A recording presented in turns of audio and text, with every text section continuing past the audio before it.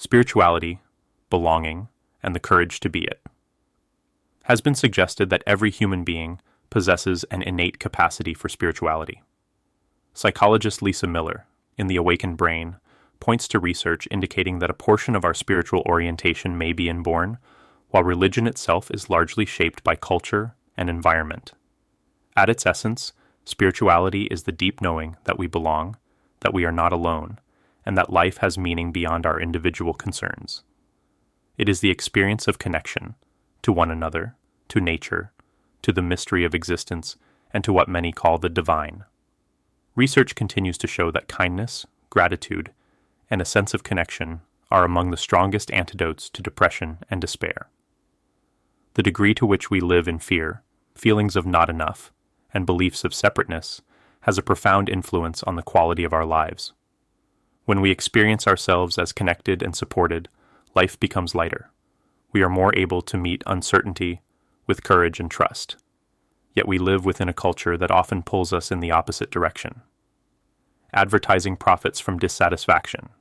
News media frequently amplifies fear and conflict. Political movements often demand loyalty to a tribe, ideology, or leader.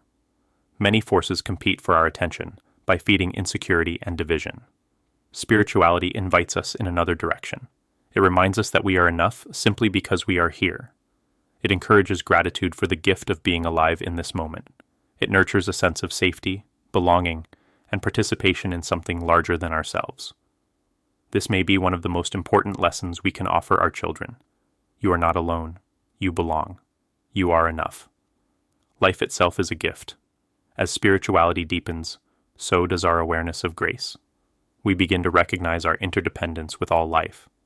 We become more humble, more grateful, and more careful in how we move through the world.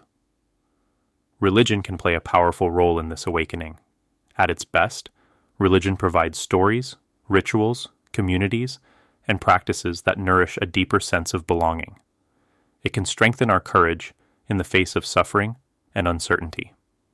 I witnessed this in my own family as we navigated hardship and loss.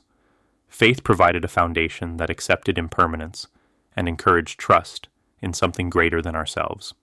Yet religion is not identical to spirituality.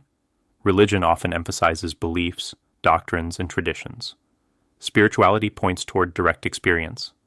When religion fosters compassion, humility, and inclusion, it deepens spirituality. When it encourages fear, exclusion, or a sense that some belong while others do not, it can obscure the very experience it seeks to support. Spirituality is what allows us to meet others from the place. Transactional analysis calls, "I'm okay, you're okay." It is the source of the courage required to love beyond tribal boundaries. It is reflected in Jesus' invitation to love your enemies as yourselves. It is present in the psalmist's instruction, "Be still and know that I am God." Through meditation, prayer, contemplation, and quiet attention, the constant activity of the verbal mind begins to settle. As thoughts loosen their grip, a deeper knowing emerges.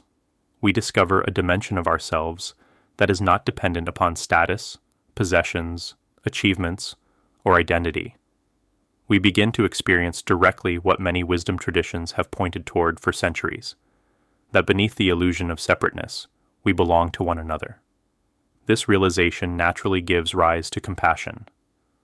When we understand that we are connected, we become less interested in domination and more interested in stewardship. We become more attentive to the consequences of our actions, speech, and thoughts. We develop a commitment to reducing harm and increasing understanding. Perhaps this is among the most important educational tasks before us. Alongside mathematics, science, and history, we might teach children how to listen without defense, how to speak with kindness, how to sit quietly with uncertainty, and how to recognize their belonging within the larger web of life. Rather than training future generations primarily to defend boundaries of separation, we might help them cultivate the wisdom of connection, nonviolence, and compassion. For when we know that we belong, fear loses much of its power. Gratitude grows, courage grows, love grows, and from that place, we are better able to meet whatever this precious life places before us,